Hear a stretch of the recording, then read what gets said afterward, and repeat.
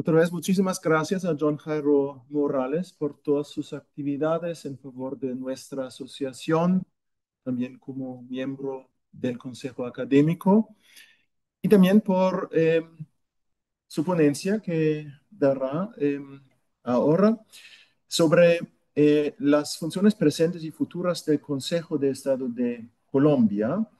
Y tiene otra vez la palabra el profesor John Jairo Morales, magistrado del Consejo de Estado. Bueno, nuevamente con ustedes. Me adhiero al saludo protocolario, ¿sí? Que ya hemos realizado. Este tema, yo sé que para los alemanes va a ser muy diferente, muy especial. ¿Por qué? Porque en Alemania no existe la sala de consulta y servicio civil. Eh, Esa sala es sui generis y es así como inicia, digamos, el concepto del Consejo de Estado en Francia. Somos más de origen francés para esta institución, de lo que es en sí eh, la función consultiva que tiene la Sala de Consulta y Servicio Civil del Consejo de Estado como el máximo tribunal jurisdiccional en lo contencioso y el máximo tribunal de lo consultivo, es decir, que es el origen de la cual entra el Consejo de Estado a jugar un papel importante en Colombia y en América. Nuestra tradición es eminentemente francesa. Alemania, los antecedentes que he tenido, se conoce la Verwaltungsgericht Entscheidung, que es la sala de decisión administrativa, pero no con esas funciones que se cumplen en Colombia con la sala de consulta y servicio civil. Si nosotros analizamos la constitución colombiana, allí vamos a tener, a diferencia de Alemania, que tiene órgano de cierre, que es el Tribunal Constitucional Alemán, como órgano constitucional de cierre. En Colombia son tres cierres. En la justicia ordinaria es la Suprema Corte, que tiene la sala civil, sala penal. Aquí hay un magistrado, pero ha llegado el doctor John, que es un magistrado auxiliar de la Suprema. Dentro de la jurisdicción contenciosa está el Consejo de Estado, con dos grandes funciones, la consultiva, es decir, consultiva para el gobierno nacional, entendiendo el gobierno, la presidencia de la República, los ministerios y los departamentos administrativos, es decir, son los órganos superiores del Estado. Y por otro lado, tenemos también la Corte Constitucional, que también, obviamente, viene a ser en temas constitucionales el tema de cierre, a sabiendas de que en Colombia, pues, no tenemos la institución de cierre como es aquí en Alemania, que se consagra el Tribunal Constitucional como órgano de cierre. Allá tenemos, digamos, la jurisdicción administrativa, la ordinaria. Obviamente, ya las funciones son separadas, pero se trabajan de manera armónica para efectos de evitar la inseguridad jurídica. Entonces, ya frente a lo que es, digamos, la conferencia que vamos a dar nosotros con esta presentación breve, vamos a dividirla en tres segmentos: lo que es la evolución histórica y naturaleza de la función consultiva del Consejo de Estado; una segunda, los fundamentos constitucionales y las actuales funciones, y unas funciones nuevas que se están proyectando a futuro, que yo creo que esas son las más interesantes porque amplía el espectro de conocimiento de la sala. En el tercero viene un análisis de los impactos, la propuesta que va a tener en las gobernanzas y en lo que es la jurisdicción administrativa, y por último unas conclusiones. Entonces, ya digamos, este esquema de trabajo, rápidamente vamos a decir que la función consultiva no es un desarrollo reciente ni accidental en Colombia. Está arraigado a una historia institucional.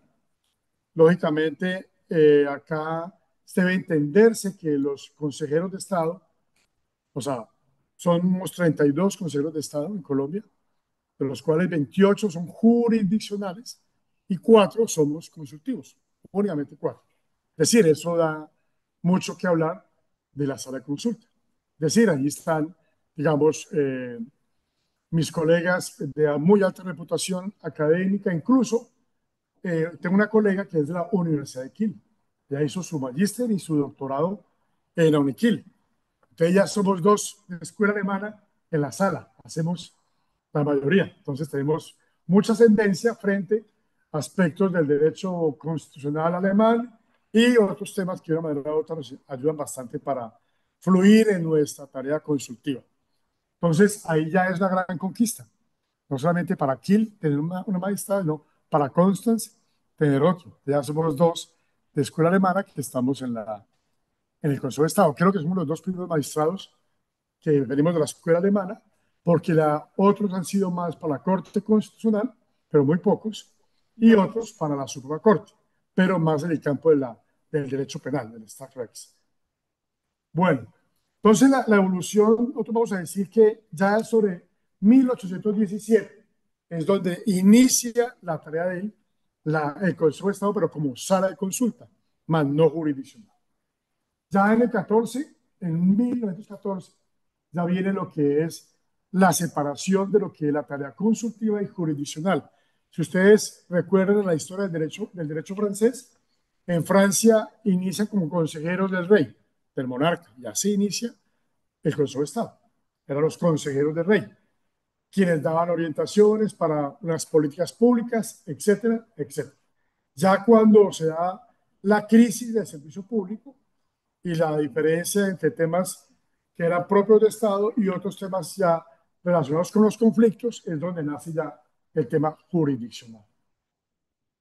El rol básico que va a tener la sala de consulta aquí es de orientación jurídica al alto gobierno. O sea, el alto gobierno es, por ejemplo, el señor ministro, el embajador fue ministro de Transporte y viceministro de Justicia, y yo era el jurídico de Interior y Justicia y él era su viceministro y luego fui su jurídico en el sector transporte, en el ministerio, y allí, lógicamente, acudíamos bastante a las tareas consultivas que orientan a la administración, orientan bastante. Es decir, una tarea que toma el Consejo de Estado en la sala de consulta frente a decisiones de Estado son muy tenidas en cuenta por el gobierno. Por ejemplo, hoy por hoy estamos en un dilema que está ya por superarse, creo que en esos días, frente a un decreto que expidió el presidente de la República, frente a los temas constitucionales de una consulta al pueblo, frente a temas constitucionales, derechos laborales, etcétera, pero está en suspenso y la sala nuestra es la que tiene el concepto para indicar si es viable o no es viable. Entonces, no me puedo apresurar a dar ningún dictamen porque esos conceptos tienen carácter de reserva de Estado. Entonces, por tal razón, y además me encuentro aquí con el señor embajador, que hace parte del gobierno nacional, y por respeto, lógicamente, a su señoría y respeto a las funciones que tengo, pues no voy a hacer referencia a temas de gobierno. Vamos a tratar de hacerlo más imparcial, académico, para efectos de no afectar la transparencia con que debe actuar un consejero de Estado. En el año 86 se consagra ya esa función consultiva como esencial. Pero antes de todo esto, hay que recordar que para esa época el libertador Simón Bolívar fue el que inicia y trae la institución del Consejo de Estado a Colombia. Simón Bolívar, pues, de origen venezolano, caraqueño, él estudió en Francia y trae esos conceptos del Consejo de Estado para Colombia, en especial, sí, para lo que fue la Nueva Granada, y después se extendió esos conceptos para otros países. En el año 64 ya nace formalmente la sala de consulta y servicio civil, separada ya de las tareas jurisdiccionales. Esa sería como la evolución histórica para no entrar a mirar más temas relacionados con la parte histórica, sin menospreciar también que en el año 58 se le dieron a la sala tareas jurisdiccionales frente a lo que eran temas de prestaciones sociales. Pero ya eso fue muy esporádico porque ya luego con la ley 19 se va a crear una sala especial de negocios generales. Y efectivamente allí ya se comienza a dar la denominación de lo que se conoce como la sala de consulta y servicio civil. Entonces acá hay que entender que los conceptos que se emiten por parte de la sala pues no obligan al gobierno nacional, salvo que una ley establece cuándo es de carácter obligatorio que debe tener las decisiones consultivas que toma la sala de consulta. Y lógicamente, esa tarea ha sido muy centralizada, digamos, hasta 1991, ha sido muy centralizada y únicamente se ha dado esa tarea para el gobierno nacional, representado por los ministros, el presidente de la República, el secretario jurídico de la presidencia y los departamentos administrativos. ¿Qué significa eso? Que ya cuando hablemos de las nuevas funciones, van a ver ustedes la manera de cómo queremos ampliar este contenido consultivo frente a otros entes del Estado. No me voy a detener aquí a mirar leyes que de una manera u otra pues no vienen del caso, pero se hace referencia que hay normativas de las cuales hicimos parte con el señor ministro, señor embajador, en la elaboración de la ley 1437 de 2011, que es la ley, la norma que corresponde a todo lo que es el código administrativo, todo lo que es la parte procesal y de la cual hicimos parte del señor viceministro, entonces señor viceministro, y realizamos aportes frente a la ley 1437, que es la norma que va a cubrir todo lo que es la jurisdicción contenciosa y va a precisar competencias de lo que es la sala de consulta. Y así consolidar lo que es el modelo de modelo de justicia administrativa muy diferenciada y donde efectivamente aquí la tarea es impartir justicia y orientar jurídicamente a lo que es la administración. Miremos los fundamentos constitucionales. Nosotros encontramos allí en estas normas el artículo 277.3, 277.6, que es donde se señalan las tareas consultivas de la sala de la cual hago parte. Ya en esa sentencia de la Corte Constitucional, en las mencionadas en el año 96, avala unas funciones adicionales no jurisdiccionales, y ya les explico cuál sería. En el año 2023, viene ya aquí, admite otro tipo de funciones sin que se interfiera en la jurisdicción, y verbigracia son tareas como de conjueces. La tarea de conjuez es una tarea jurisdiccional que puede hacer cualquier particular de manera temporal, es una auxiliar de la justicia, pero ya esa tarea se está ampliando ya para la sala de consulta y servicio civil.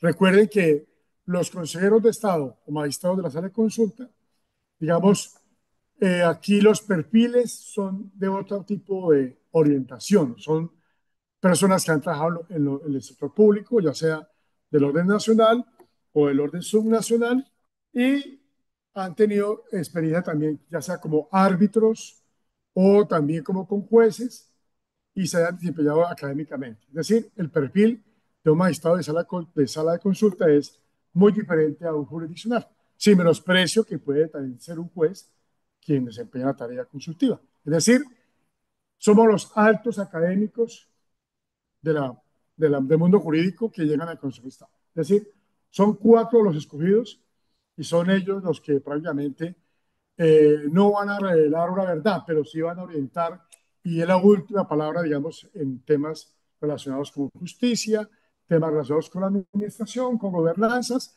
y que de una manera u otra orienta a la administración para hacer una excelente tarea en el Ejecutivo.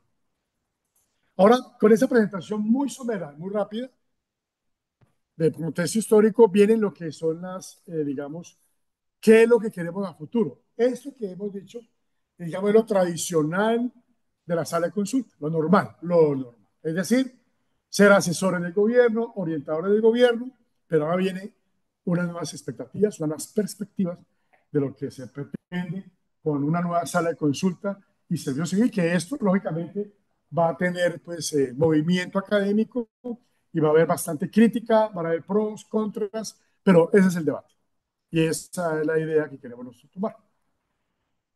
Dentro de tantas que podemos mencionar, vamos a mencionar rápidamente, digamos, las más importantes, que esa es la que yo siempre he peleado, o perdón, peleado no, la que siempre he querido que se incluya incluso como candidato, cuando fui candidato a la sala de consulta, ya de varias veces, hace referencia ya a la ampliación de los sujetos legitimados para consultar. Es decir, aquí estamos tomando un poco el modelo francés y otros modelos europeos donde no solamente es al gobierno nacional que se consulta, que puede consultar, sino también otros tipos de órganos. Entonces, verbigracia, nosotros tenemos los órganos autónomos constitucionales, entre ellos tenemos Banco de la República, tenemos también la Comisión Nacional de Servicio Civil, las universidades, etcétera, pero además de esos entes autónomos constitucionales, hacemos referencia a que el Congreso pueda consultar, pero no todos los congresistas, porque lo contrario, Fine, cuando estés trabajando conmigo, no va a tener tiempo para atender tanta consulta, sino que va a ser muy limitado el tema, los filtros, porque la verdad, todo el mundo pregunta en Colombia por todo. Entonces, quiere un concepto, dos conceptos, entonces lo que diga el Consejo de Estado, lo que diga el juez. Entonces, si uno dice no, es no. Si dice sí, es sí. Cuando conviene, la aplican, cuando no, no. Entonces, entrar a mirar cada uno de esos órganos, por ejemplo, el Congreso, sería mediante lo que serían los presidentes de las comisiones constitucionales. Los órganos de control, importantísimo. Verbigracia, la Procuraduría, la Contraloría. Y aunque aquí no aparece como órgano de control el poder electoral. Por ejemplo, el querido ministro también fue miembro del CNE, fue magistrado del Consejo Nacional Electoral. Y la idea también es que el Consejo Nacional Electoral pueda consultarnos. Verbigracia, la polémica hoy por hoy que hay en Colombia es con el registrador nacional, que es el poder electoral, ¿sí? Ese que controla todo el manejo de las elecciones, todo lo que es el ballot process, todo el proceso de elección, de Congreso a nivel nacional, presidente de la República, alcalde, gobernador, asamblea, diputados, todo se maneja desde el poder central del órgano electoral. Y ellos también los consultaron en estos días un tema de lo del decreto que les contaba a ustedes sobre la consulta que el presidente desea formular. Entonces, miren la importancia de ese tipo de órganos que pregunten, y incluso el registrador dijo en prensa que lo que dijera el Consejo de Estado, decir la sala de consulta. Si nosotros decimos si es válido o no válido, es el camino que va a tomar y se va a orientar el registrador. La Fiscalía General de la Nación, también la involucramos allí. Y miren ustedes los diferentes temas. Temas del derecho administrativo, del tema electoral, ahora pasamos a temas de órganos de control, temas legislativos y ahora temas penales acá de la Fiscalía. Banco de la República son temas económicos, que es digamos, temas no relacionados solamente con presupuesto, sino con políticas públicas referidas a ciertos temas en especial. Y los entes territoriales, a diferencia de Alemania, pues que es un sistema federal, allá es república unitaria, hay unos entes subnacionales, departamentos, municipios, distritos. Entonces, también acá, no todo el mundo puede preguntar. No es que seamos la élite, no, no, no. Miren, son 1.100 municipios en Colombia, 33 departamentos. Entonces, la idea es que los entes departamentales, los distritos y el resto de municipios, por intermedio de el gobernador o el Ministerio de Interior, para consulta. Muy bien. Entonces, lo importante de esa tarea. Solamente con eso se amplía las dimensiones consultivas y se amplía la tarea que va a tener el Consejo de Estado, la sala de consulta. Es decir, no sé a qué la vamos a descansar. La segunda es la más interesante, la que más me gusta a mí. Esa me gusta bastante porque es una función preventiva como mecanismo alternativo de solución de conflictos. Es decir, el tema de la mediación es que el Consejo de Estado, sala de consulta, sea el gran mediador del Estado. Es decir, eso es la función más encantadora. Creo que es, pues yo vengo de ser árbitro de la Cámara de Comercio de la lista A y candidato a ser árbitro internacional. Entonces, ese es, digamos, uno de los puntos que me parece tan interesante porque allí vamos a actuar nosotros es para evitar el litigio, evitar tanto conflicto que llegue a la jurisdicción. Es decir, temas relacionados con contratos, temas laborales. Es decir, hay unos temas que vamos a ver más luego frente a lo que sería, digamos, un requisito para poder acudir a la jurisdicción, a los jueces contenciosos, es que si es el tema, verbi gracia en temas contractuales, de acuerdo a una cuantía, de acuerdo a la temática, debe pasar por nuestras manos y se agotó o no se agotó la medida de evitar un perjuicio irremediable en el sentido de una demanda que cause perjuicios al Estado. Entonces, acá nosotros decimos, pero acudir a la jurisdicción, para poder acudir a la jurisdicción en contratos de alta cuantía. ¿Qué es alta cuantía? Calculo contratos que pueden superar los $100.000, euros, y eso ya es bastante dinero. ¿Sí? Entonces, en esos casos, seríamos nosotros, digamos, los que haríamos el paso previo para evitar ese litigio y proteger acá el erario público, es decir, la protección del patrimonio. Bueno, acá hay una muy interesante que es la que decíamos anteriormente, para fortalecer esas entidades territoriales. Acá es fortalecer la autonomía local y la democratización de la consulta. ¿Con qué fin? Con el fin que consulten los gobernadores, alcaldes de los distritos, para efectos de que evitar, digamos, que ellos cometan muchos daños antijurídicos. Me explico. Lamentablemente en Colombia cualquier persona si puede ser alcalde, gobernador y no hay requisitos como ser profesional o saber leer y escribir escasamente. Y hay muchos municipios de nivel muy pequeño que no tienen conocimientos jurídicos o de manejo de presupuestos. Y ahí es donde vemos nosotros, de una manera u otra, malas administraciones, o pueden haber muy buenas administraciones, pero por el desconocimiento de las normas cometen errores. Entonces, sería interesante nosotros entrar a mirar cómo fortalecemos la autonomía y lo que es la democracia consultiva con esos entes subnacionales. Acá hay otra que es la de entrar, es una tarea muy, muy mera administrativa para decir quién es el órgano competente cuando hay conflicto de competencias entre órganos superiores constitucionales o una territorial. Y entramos a decir el competente es A o el competente es B. Entonces, es una tarea que es la que más se desarrolla en la sala y es para mirar funciones mixtas que se tienen frente a los conflictos. La otra tarea que buscamos es que la reserva legal baje de 4 años y tenga un máximo de 1 año. Es decir, porque el gobierno puede decir, levanto la reserva del concepto pasado 4 años.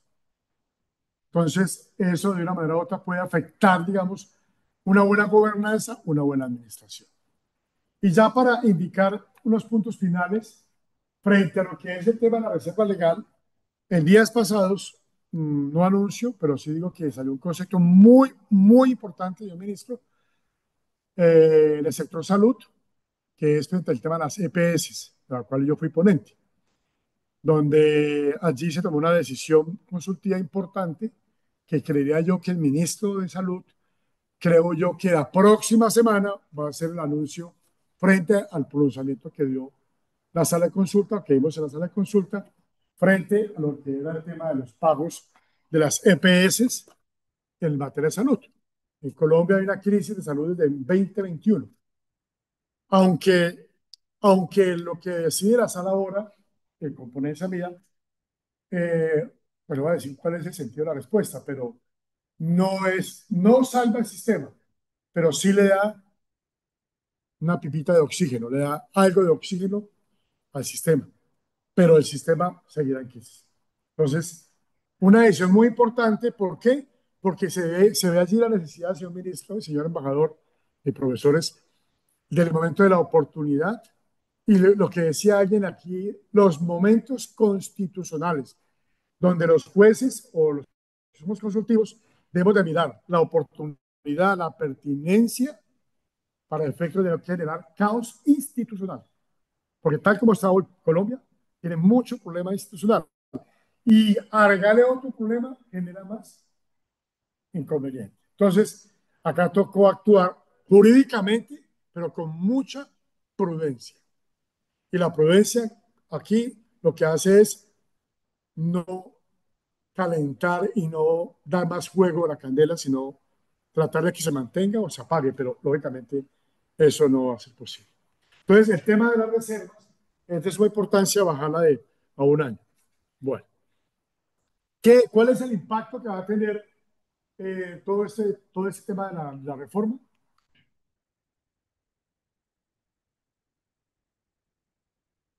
Bueno, acá los impactos son tres y son muy, muy, muy interesantes. De esto creo que la revista de la Sociedad Colombiana, nuestra revista, tiene ese artículo. Entonces creo que sale ya este año o el otro año. Sale, sí.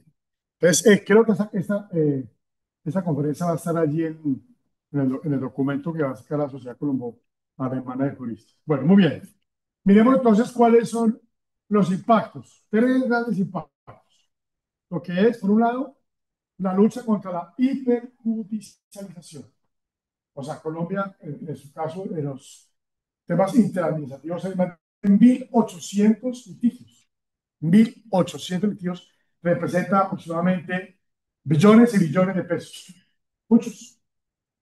La Agencia Nacional de Defensa Jurídica del Estado para el año 2024 hacía un cálculo de litigios en Colombia en temas interadministrativos superior a los 22.5 billones de pesos. Mucho dinero. Mucho, muy mucho. Bueno, ahí también, frente a ese punto, acá vamos nosotros a actuar como árbitros, entre comillas, preventivos, es decir, mediadores, y esto va a ayudar a reducir los costos judiciales de la administración y, lógicamente, optimizar recursos. Porque ¿cuánto no vale un proceso en Colombia? Mucho dinero. Los abogados administrativistas, es decir, de mi disciplina, son muy costosos. Son los abogados mejor pagos en Colombia, al igual que los penalistas, pero creería yo que los administrativistas tienen muy buena, bueno, tienen buena referencia en Colombia, por un lado, y segundo, pues son procesos costosos y que se gasta mucho tiempo. Ya el segundo punto es el fortalecimiento de la seguridad jurídica. Entonces, acá ese punto es súper clave frente a lo que es el concepto del Staatsrecht, es decir, del Estado de Derecho. No solamente para entrar a homogeneizar la doctrina, sino también entrar a buscar uniformidad y seguridad jurídica frente a las decisiones divergentes de entidades. Y eso de una manera u otra nos traería a tener un concepto importantísimo del derecho alemán que está en la norma 83 superior, que es el concepto del Vertrauensschutz, que es el principio de confianza legítima, que es un concepto que nace en Berlín con un caso de la viuda de Berlín, donde se discutían los temas de derecho laboral cuando hubo el cambio del sistema. Y cuando yo digo que hay que buscar regularizar esos frentes de decisiones divergentes, es para retomar ese concepto de la legítima confianza hacia el Estado y ese concepto del principio de la buena fe que se propone. Ok. Dentro de ese punto de seguridad pública viene este otro, que es el rol unificador del Consejo de Estado frente a todo el tema jurídico. Recordemos que nosotros, los de la sala de consulta, dentro de las funciones generales, también tenemos funciones normativas. Nosotros podemos presentar códigos, normas al Congreso y de una manera u otra asesorar al gobierno nacional con el fin de expedir leyes. O sea, miren ustedes esa tarea normativa que tiene la sala de consulta. Tenemos iniciativa propia como Consejo de Estado y podemos coayudar con el gobierno en lo que es la redacción, orientación normativa. Muy bien. Y acá viene, ya para rematar lo que es el concepto de la materialización de la buena administración, que es el apoyo técnico, imparcial y oportuno para decisiones informadas. Y, lógicamente, esto nos va a conllevar a nosotros para fomentar lo que es el principio de la legalidad, la transparencia y la eficacia de la administración. Entonces, ven ustedes cómo esto nos va a ayudar a nosotros a reforzar todo ese tema normativo y ya de una manera u otra unificar todo lo que es las políticas públicas que uno puede orientar hacia el gobierno para que el gobierno expida unas buenas políticas públicas y de gobernanza. Bueno, Conclusiones ya para finalizar. Vamos a tener 5 conclusiones. Una de ellas es que la ampliación de funciones no implica una transformación orgánica por el momento del Consejo de Estado. Lógicamente, si se dan todas esas funciones, tocaría aumentar el número de consejeros y de personal administrativo, pero obviamente por el momento no interesa tener ampliación de personal por temas de presupuesto. Acá dentro de los puntos a tratar de ampliación de funciones, aquí es importante que se debe respetar lo que es el principio funcional de separación de lo que es la tarea contenciosa y lo que es la tarea consultiva. Entonces, acá nosotros promovemos a su vez 5 reformas estructurales. Primero, ampliar los sujetos legitimados para consultar, que ya los explicamos. Convertir los conceptos en mecanismos alternativos de solución de conflictos en controversias contractuales, verbigracia, como un requisito de procedibilidad. Permitir el acceso directo a entidades territoriales sin que medie otra autoridad administrativa. Cuarta, clarificar la competencia para resolver conflictos administrativos entre órganos y reducir la reserva legal, como lo hemos dicho. Pero vamos a decir nosotros que la reforma va a responder a 3 desafíos estructurales. Ella la regresé aquí. Siempre a la derecha, los profesores alemanes. Acá, la reforma responde aquí a 3 desafíos estructurales. Primero, combatir la hiperjudicialización de los conflictos interadministrativos que van a generar costos, congestión y descoordinación. Otra, reforzar la seguridad jurídica y coherencia doctrinal ante una administración funcionalmente dispersa. Tercera, hacer operativa la buena administración como principio estructural al proporcionar una asesoría jurídica imparcial y oportuna y técnica a lo que es el aparato estatal. Entonces, esto implica en suma que no hay un cambio estructural, solamente se amplían funciones con el fin de que de dinamizar lo que es la administración y dinamizar así lo que es el ejercicio consultivo de la sala y de esa manera retomar un nuevo protagonismo frente a los nuevos quehaceres del Estado.